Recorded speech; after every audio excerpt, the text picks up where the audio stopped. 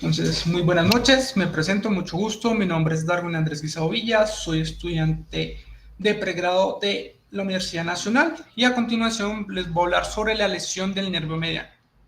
Entonces, como introducción, tenemos que tener en cuenta que el nervio mediano es una rama del plexo braquial, una de las ramas con mayor recorrido y de la que más ramas va a dejar en la inervación del brazo, del antebrazo y de la mano. Debido a su gran extensión, es de importancia saber su recorrido, su importancia anatomoclínica, ya que sus lecciones dan una clínica muy florida y de consulta recurrente tanto en el servicio de urgencias como en consulta general.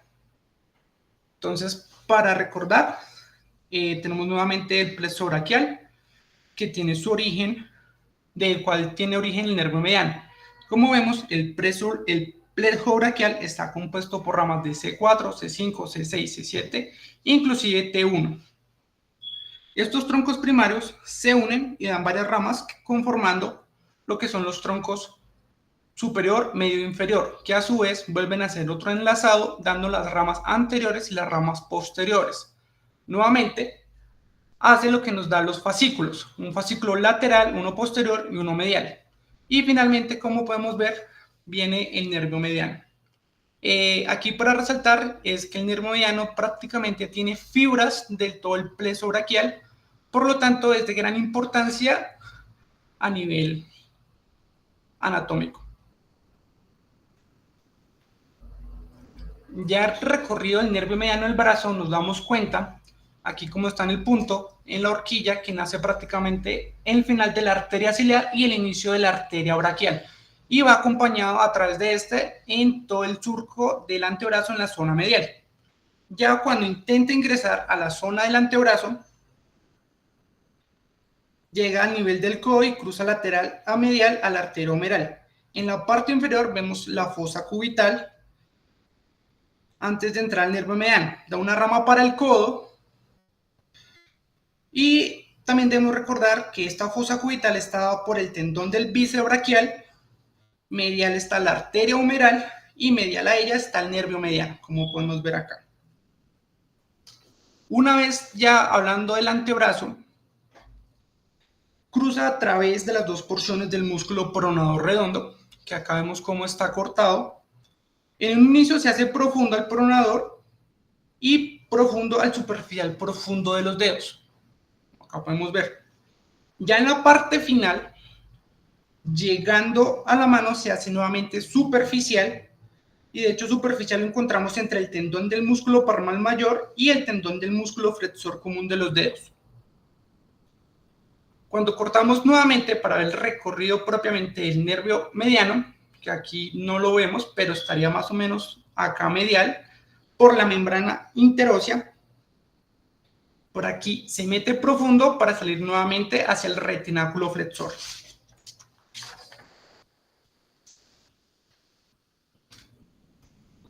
Por sus ramas en el antebrazo tenemos que hablar de un nervio o una rama especial que se llama el interoso anterior, que va a estar acompañado por lo general de la arteria interosa anterior. Va a inervar el resto de los músculos del antebrazo, específicamente al flexor largo del pulgar, al flexor común profundo de los dedos y al pronador cuadrado. Es de vital importancia tener en cuenta estos músculos porque más adelante vamos a ver qué afectaciones tiene cuando tienen una compresión de este nervio. Cabe resaltar que este nervio interoso anterior también da ramas articulares para la muñeca y las intercarpianas. Aquí vemos como un esquema de los músculos inervados por el nervio mediano. Como podemos ver, el pronador redondo, el pronador mayor, el palmar mayor, el palmar menor, el flexor común superficial, el flexor largo del pulgar, pronador cuadrado. Aquí tenemos de importancia que el flexor común profundo comparte inervación con el nervio ulnar, que después vamos a ver las características, pero a grosso modo tenemos que recordar que el flexor común profundo de los dedos nos da la inervación del pulgar, del lumbrical número 1, el lumbrical número 2, inclusive a veces nos puede dar la porción medial del lumbrical número 3. Ya algo que también debemos prestar atención es cómo entra a la mano. Entra posterior al retináculo al flexor del retináculo, que es un espacio virtual al cual llamamos el túnel del carpo. Este túnel contiene al nervio mediano y a 9 tendones en total. 3 del músculo flexor se dirigen a los dedos. Finalmente, ya para terminar el recorrido anatómico del nervio mediano, nos da sus dos ramas terminales, que es la porción interna y la porción externa. La porción externa nos da la inervación del aductor corto, el flexor corto y el oponente del pulgar, mientras que su porción interna nos da 4 nervios digitales palmares, la rama del segundo y el tercer lumbrical. Esto especial nos dice la inervación autónoma, que son los puntos de mayor inervación que tiene el nervio mediano en la zona de la mano. Tenemos como tal la zona palmar del mediano, que es antes de entrar a la muñeca, que son esas interosas que nos da antes de entrar al retináculo, los digitales medianos palmares, y ya sobre el dorso de la mano podemos ver que el primero, que el segundo y el tercer dedo comparten inervación del nervio mediano. Esto es de vital importancia en la clínica cuando se tiene una afectación a nivel de las manos y se tiene parestesis. También tenemos que tener en cuenta lo que son las anastomosis del nervio mediano. En estas anastomosis tenemos la anastomosis de Martin-Gruber, que es una variación anatómica más frecuente que consiste en la contribución de axones motores del nervio mediano hacia el nervio ulnar en el antebrazo. También tenemos la anastomosis de Richard Canyon, que es una variación anatómica formada por la rama tenar del nervio mediano y la rama profunda del nervio cubital. Y por último tenemos las anastomosis de Berrettini, que es una anomalía frecuente y se describe como una conexión neuronal entre los nervios digitales comunes del nervio cubital y del mediano. Ya cuando hablamos de las lesiones de nervios periféricos, tenemos que tener en cuenta nuevamente pues, la estructura de un nervio, la cual está conformada por 3 grandes grupos, que vamos a hacer la fibra nerviosa, que lo conocemos como un fascículo, que a su vez está conectado conformado por un axón y una vaina de mielina, la cual es conformada por las células de Schwann. Tenemos el tejido conjuntivo, que es de especial importancia en el proceso de regeneración cuando se sufre una lesión. Este tejido conjuntivo va a estar dado por un endoneuro, un perineuro y un epineuro. Y por último, pues, los vasos sanguíneos que conforman este nervio. Entonces podemos ver el axón, que está envuelto por las vainas de mielina. Vemos el endoneuro, que es cuando recubre el axón y la vaina de mielina. Después tenemos un perineuro, que es cuando se forman los fascículos, cuando envuelve al fascículo. Y finalmente tenemos el epineuro, que es la cobertura de los fascículos y también nos da la cobertura externa del nervio. Entonces, ya cuando hablamos de una lesión de un nervio periférico, tenemos diferentes terminologías que debemos tener en cuenta. La neuropraxia, la axontonomesis y la neuromesis. Entonces, cuando hablamos de la neuropraxia, significa que hay una compresión en el nervio, el tejido conjuntivo queda indemne, no se toca, pero se afecta la vaina de mielina y el axón está totalmente íntegro.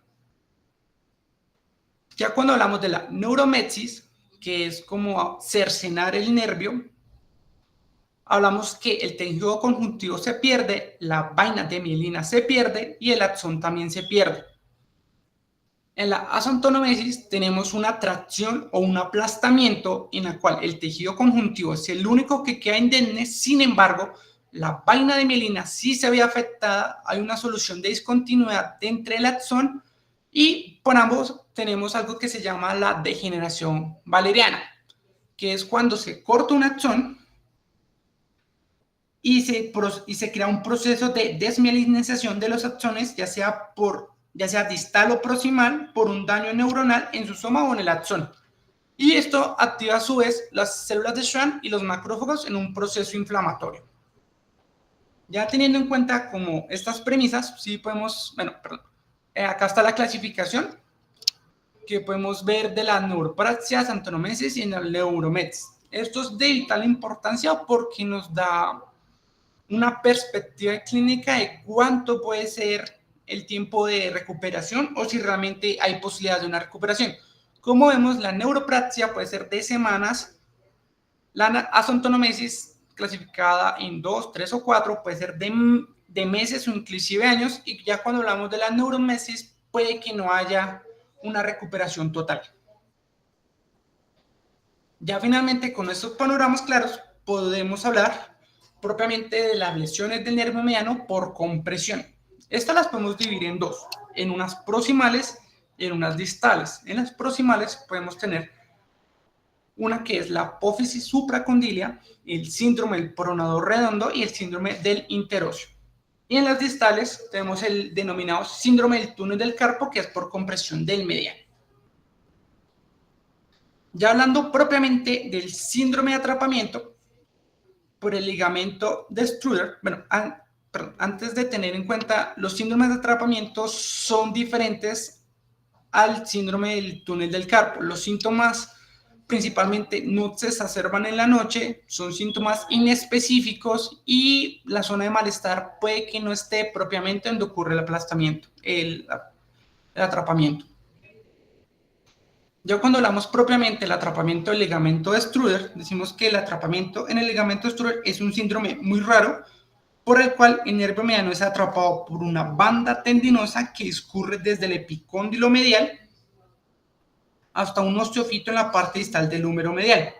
La prevalencia de este tipo de osteofitos supracondilo es aproximadamente del 1 al 2% de la población.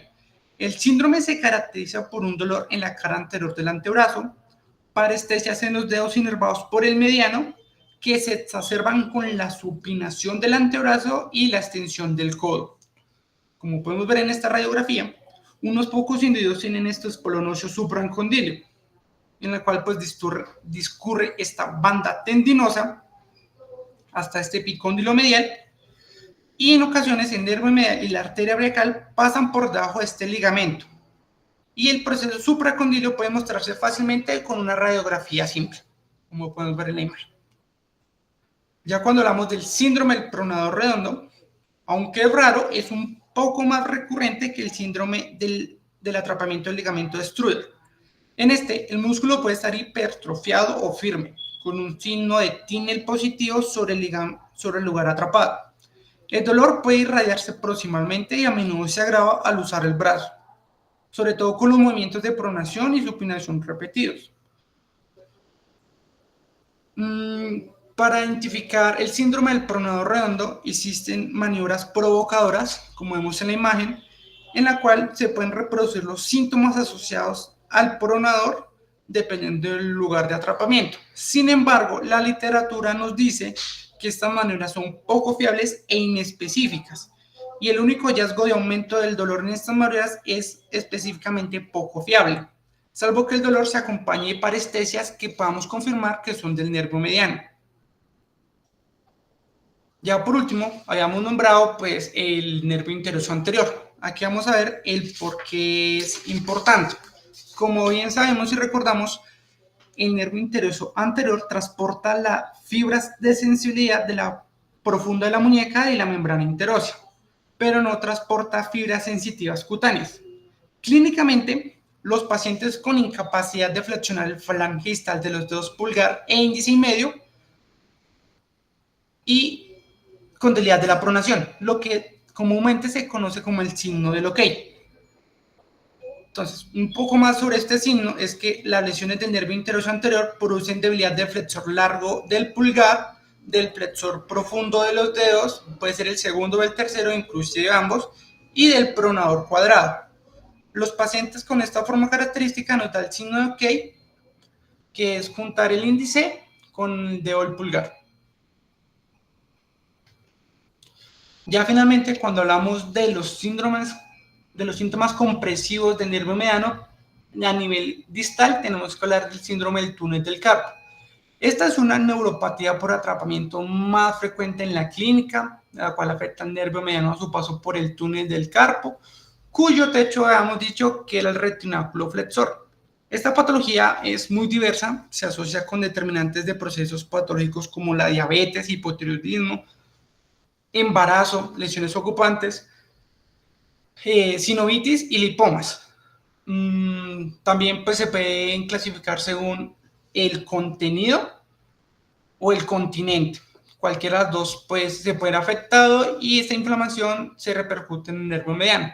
Por lo general produce un dolor con actividades de hiperextensión y flexión de la muñeca y de la mano, un entumecimiento y parestesias y debilidad de la mano y la muñeca, que se irradian a los 3 primeros dedos de la mitad del radio.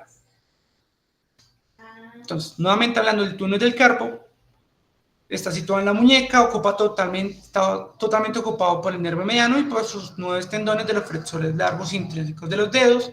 Por lo general, las presiones normales del túnel del carpo es de 20 a 30 milímetros de mercurio. Y los primeros síntomas de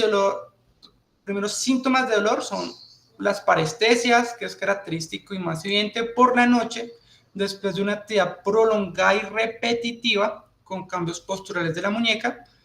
Por ejemplo, cuando se conduce, al usar un cepillo, un secador, o cuando se lee un libro, o simplemente también cuando se utiliza el celular.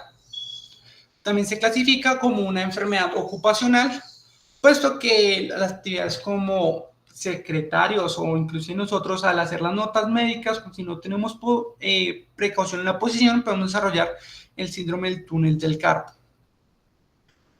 A la exploración física consiste en una compresión del canal del carpo, en la cual vamos a hacer una percusión del nervio mediano o la hiperflexión de la muñeca para provocar las parestesias, lo que se denomina el síndrome de Duncan, de Tinel y Fallen respectivamente. También tenemos que tener en cuenta que la valoración sensitiva revela una hipoestesia en la distribución del nervio mediano y una ampliación de la discriminación sensitiva entre dos puntos. Aquí podemos ver el signo de Fallen y el signo de Tinel, que ya pues prácticamente con la semiología podemos sospechar sobre un síndrome del túnel del carpo. Pero propiamente si lo sospechamos debemos hacer un diagnóstico completo en el cual el primer paso es enviar una electroconducción y una electromiografía, que ambos van de la mano, y la idea es ver si hay una alteración en la conducción o se sospecha una neuropatía. Ya en la correlación ecográfica, cuando sospechamos un atrapamiento más proximal, como el síndrome del pronado redondo, ligamento de Struder, enviamos las ecografías para complementar los estudios y ver si hay algún atrapamiento por zona muscular. Los tratamientos del túnel del carpo por lo general se dividen en dos grandes terapias y es dependiendo el nivel del túnel del carpo, el cual puede ser leve, moderado y severo. Cuando es leve, la primera terapia que iniciamos es terapia no quirúrgica, la cual consiste en una férula en la mañana, antiinflamatorios una férula en muñeca que es en las noches, porque por lo general en las noches la muñeca se dobla demasiado y utilizamos la posición de cúbito o tenemos malas posturas del sueño y la muñeca se va afectada. También tenemos antiinflamatorios no esteroideos y corticoides.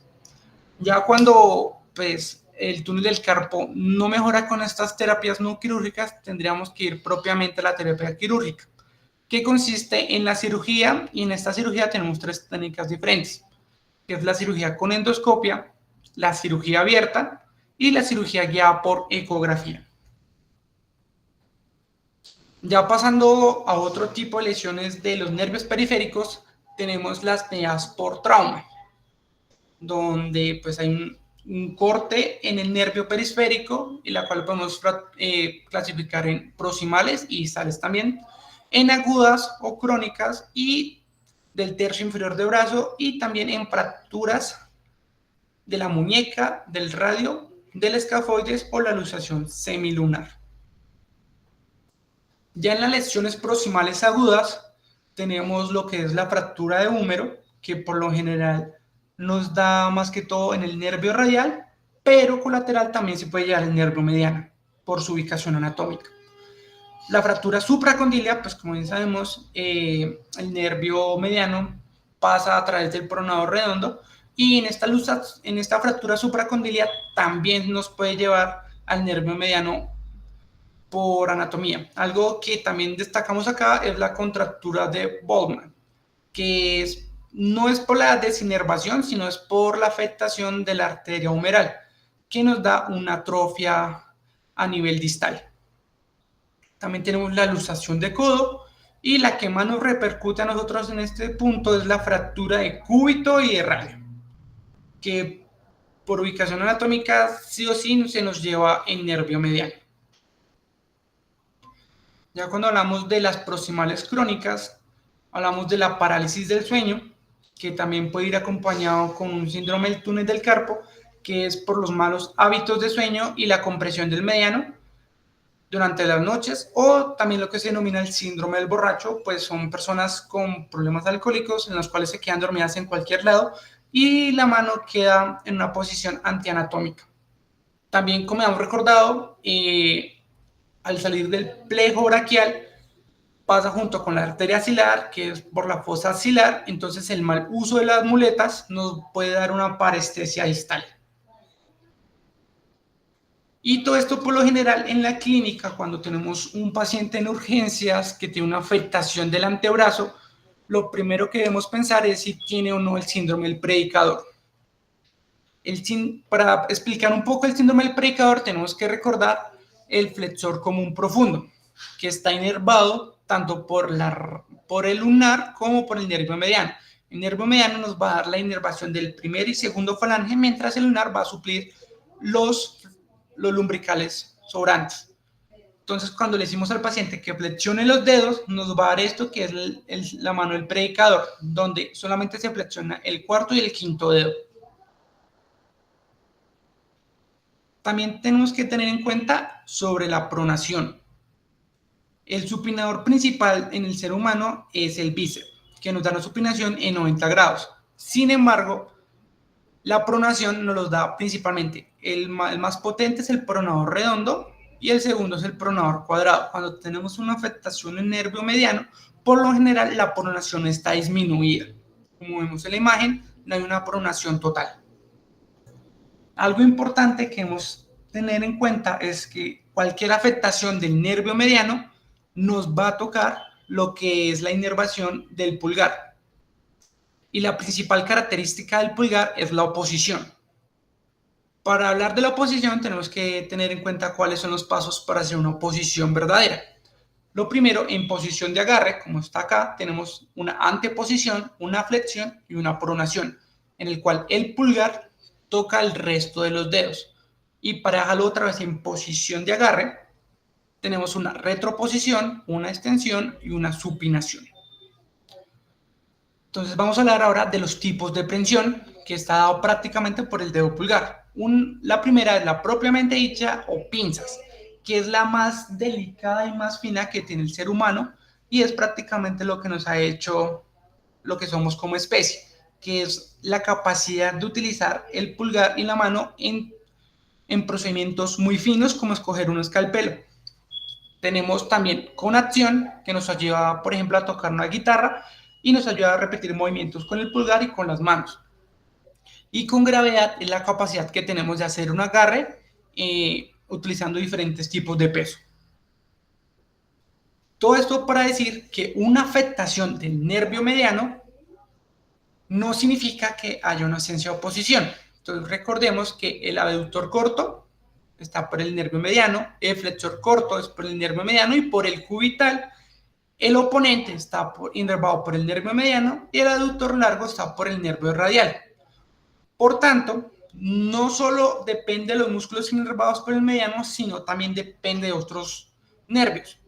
También tenemos que tener en cuenta las anastomosis que nombramos anteriormente, como la de Martin Gruber, en la cual pues fibras del nervio mediano se comparten por el nervio ulnar.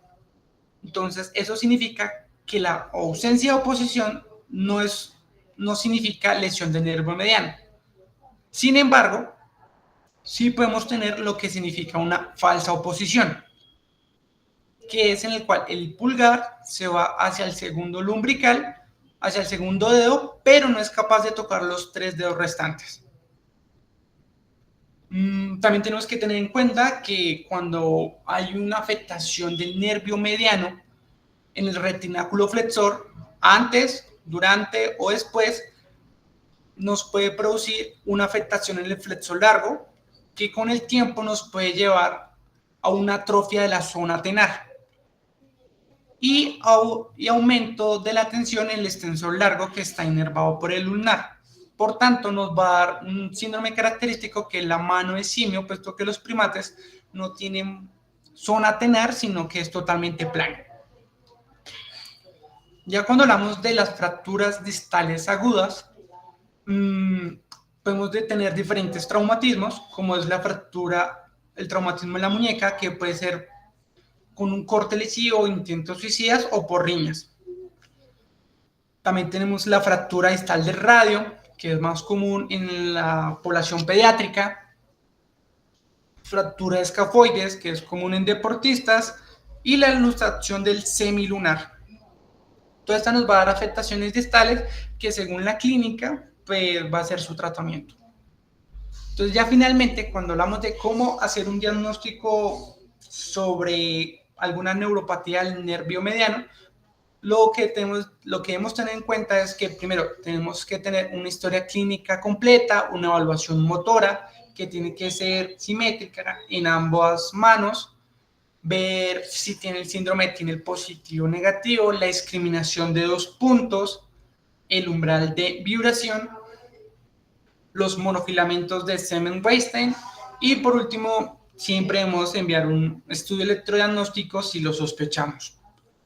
Finalmente, para el tratamiento tenemos este esquema que es si tenemos un mecanismo de lesión nerviosa ya conocido, ya sea por una tracción o por una herida, vemos las diferentes esquemas que vamos a seguir. Si es por herida, debemos preguntarnos si está hemodinámicamente estable. Si no lo está, debemos diferir entre 3 y 7 días para reevaluar nuevamente. Si está estable, hacemos una revisión quirúrgica, vemos si el nervio es continuo o no, si tiene una afectación. Si sí, pues por lo general tenemos una actitud expectante, una electromiografía en 3 semanas y vemos qué tipo de lesiones, si es una neuroplasia, una xantonomesis, una neuromesis. Según nuestro diagnóstico, pues vemos si hacemos una exploración quirúrgica o lo dejamos algo más expectativo a ver si recupera solo o iniciamos rehabilitación. Ya si el nervio pierde su continuidad, tenemos que ver si la herida es limpia o es contaminada. Si es limpia, exploración y cirugía reconstructiva. Si es contaminada, debemos ver si hay pérdida del tejido nervioso, el tejido conjuntivo, que hemos dicho que es importante la reparación. Si hay pérdida, debemos suturar las partes blandas y diferir el manejo entre 3 y 6 semanas. Si no, suturamos el término terminal de la aproximación y esperamos nuevamente 3 a 6 semanas. Y por lo general, la exploración y la cirugía reconstructiva es un paso importante que debemos tener en cuenta si sospechamos que hay una axontonomesis, neuromesis o si realmente vemos que es una herida abierta que compromete la continuidad del nervio. Y eso sería todo por esta noche en la exposición. Muchas gracias.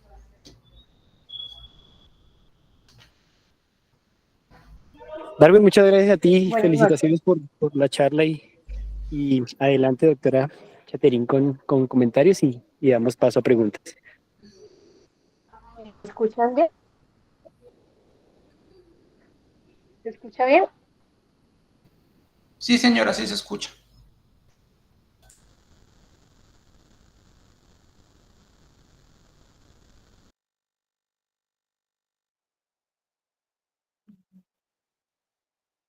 Hola, buenas noches. ¿Se escucha?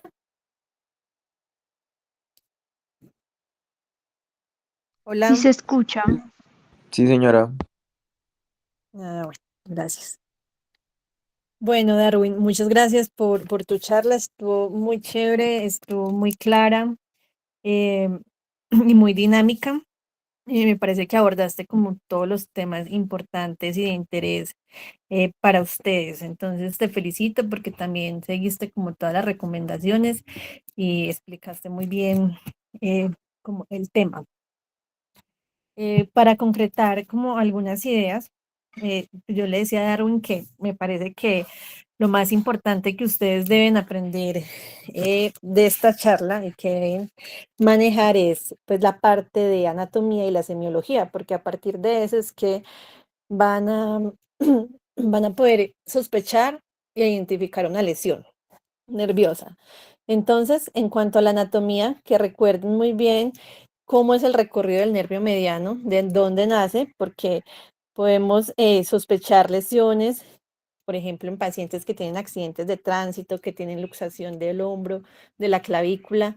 Desde ese momento, ya que el nervio mediano nace en el plejo, pues debemos sospechar que estos pacientes que tienen alguna de estas traumas pueden presentar una lesión del nervio mediano. Posteriormente, el nervio en el brazo pasa, su recorrido es más medial y anterior, entonces cualquier herida o trauma que tengan a este nivel, también sospecharlo. A nivel del codo pasa por la fosa antecubital, luxaciones o fracturas en el codo, siempre evaluar porque puede tener lesión el nervio mediano. Y en el antebrazo pasa sobre los músculos flexores superficiales y profundos, entonces digamos que el recorrido es más profundo para luego meterse al retináculo a nivel de la muñeca, pero entonces en heridas profundas a nivel del antebrazo, sobre todo en cara anterior, en cualquier nivel, siempre sospecharlo y evaluarlo. Una vez uno ya conoce la anatomía, pues tiene que saber también cómo es, o sea, qué función tiene ese nervio y qué músculos va a inervar, porque eso nos va a permitir identificar cómo lo vamos a evaluar. Entonces, a nivel del brazo, realmente no va a tener mucha significancia este nervio. El nervio viene a ser más importante a nivel del antebrazo, donde va a inervar los músculos extrínsecos de la mano y algunos músculos que dan también función a la muñeca. Entonces, extrínsecos, recuerden, es el principal inervador de los flexores. Superficiales, inerva todos los superficiales, y los profundos, inerva el del segundo, tercer dedo y el flexor largo del pulgar. Y en los músculos intrínsecos de la muñeca, hablamos intrínsecos porque de la mano, perdón, intrínsecos porque nacen en la mano, extrínsecos es porque nacen a nivel del antebrazo, intrínsecos nacen en la mano. El nervio mediano va a inervar todos los músculos de la región tenar, que son los que le van a dar esa función al pulgar, la aducción, parte de la flexión, porque ahí está el flexor corto. Entonces, si ustedes identifican esto, van a saber muy bien cómo evaluar esas lesiones. Y adicionalmente, en la parte sensitiva, la sensibilidad que da el nervio mediano es principalmente a nivel de la mano. En el antebrazo no va a tener tanta función, sino que es más una inervación distal de toda la región de la palma de la mano y primero, segundo, tercer dedo. Por eso la parte sensitiva la podemos evaluar fácilmente eh, tocando el pulpejo del dedo índice. Bueno, algo importante también es que sepan cómo se clasifican las lesiones nerviosas, porque eso va a depender el manejo que vamos a hacer.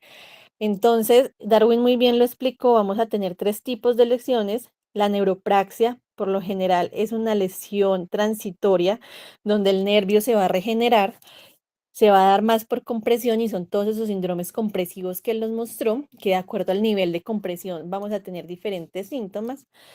Pero importante es porque una neuropraxia, generalmente si se trata a tiempo la causa que está comprimiendo ese nervio, vamos a recuperar el nervio y uno espera que después de manejar lo que está haciendo la compresión, el nervio se recupere más o menos a los 3 meses. Ahí empiezan a haber signos de reinervación. Entonces uno generalmente no manda una electromiografía con el trauma inicial porque pues todo eso se va a alterar. Uno la manda más o menos a los 3 meses cuando ya quiere evaluar si hay signos de reinervación. La axonotmesis, que es una lesión más por tracción, donde se destruye en toda la parte interna del nervio, pero queda el tejido conjuntivo en continuidad. Y la neurotmesis, que son más heridas por corte, donde hay disrupción total del nervio. Aquí lo que debemos hacer es una reparación inmediata, si estamos ante un trauma agudo, con una neurorrafia, o si la distancia entre los cabos es muy corta, usar injertos. Pero digamos que aquí el manejo es diferente. Aquí tenemos que hacer una intervención inmediata para poder lograr esa reinervación del músculo que está inervando el nervio.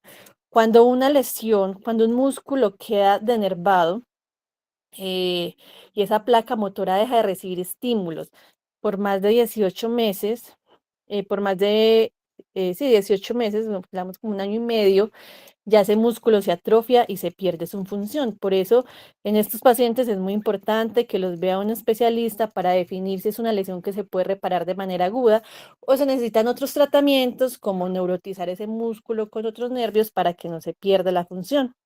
Pero digamos que ante una lesión de complejo braquial, donde puede haber una axonomesis por tracción o una neuromesis porque se cortan, es muy importante que los manden, primero que lo sospechen, que lo evalúen y que lo manden de manera rápida donde un especialista para que identifique qué tipo de lesión es y se pueda hacer la intervención adecuada. No, de resto, muy bien, ¿no? Todo muy bien, me pareció que estuvo muy claro. Los signos clínicos, pues ustedes los van a, ya los van a saber hacer porque saben qué músculos se están evaluando, qué músculos inerva el nervio y entonces qué debemos evaluar. La oposición, la flexión, la flexión de los dedos, por ejemplo, la mano de predicador que explicaba Darwin, se da porque los flexores profundos se insertan en las falanges distales de los dedos. Como el cuarto y el quinto dedo, el flexor profundo está inervado por el cubital, entonces por eso se hace flexión de esos deditos, porque los superficiales se insertan en las falanges medias y ayudan también a la flexión, pero el hecho de que los flexores profundos se inserten en las falanges distales hace que todo el dedo se pueda mover, porque es como una palanca.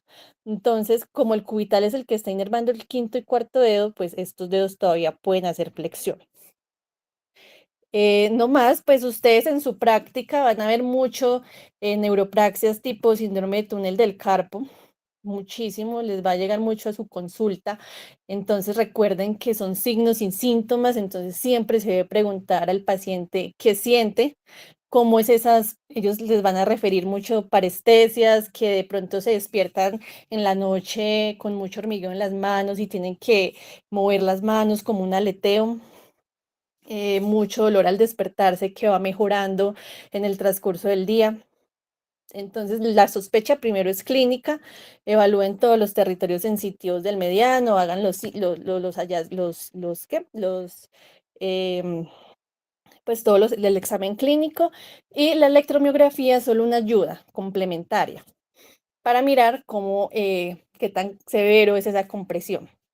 Pero ustedes clínicamente si ven que ya hay una atrofia de la región tenar, que es la zona donde están todos los músculos intrínsecos de de la mano que ayudan como a la movilidad del pulgar. Entonces, si hay una atrofia en esta zona, si no hay una adecuada posición, si hay pérdida de la fuerza para la flexión o para agarrar las cosas, si hay parestesias que comprometen principalmente tercero, segundo y primer dedo, pues ya el diagnóstico está hecho y estamos pensando en síntomas más severos. Cuando hay pérdidas, primero los síntomas ante una lesión leve inician con las alteraciones sensitivas, parestesias, pero cuando ya hay pérdida de la fuerza o atrofia muscular, estamos pensando en lesiones mucho más graves. Y ahí es donde la electromiografía nos va a ayudar mucho para definir si ese paciente ya debe ser quirúrgico o todavía podemos hacer manejo médico. Bueno, no, eso es lo que tenía para aportar. Y muchas gracias, Darwin, de nuevo por la charla, estuvo muy buena.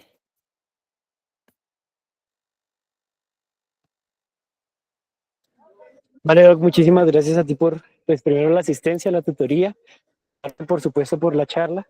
Y no sé si en el auditorio tenemos alguna pregunta, alguna duda, inquietud u otros aportes, en este caso de las lesiones del nervio mediano que tenga el auditorio.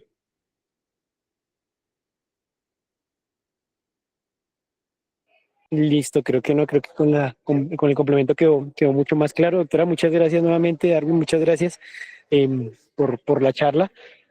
Y pues gracias a ustedes del auditorio por asistir, tanto a miembros activos como asistentes. La idea es que, por supuesto, la charla de integración la tenemos el 9 de octubre y dentro de 8 días pues vamos a ver las lesiones del nervio cubital. Listo, de antemano pues agradecer también a la doctora quien es la tutora y va a estar acompañándonos también. Entonces, muchísimas gracias a todos por su asistencia y espero tengan una muy, muy feliz noche. Feliz noche, gracias. Hasta luego, gracias.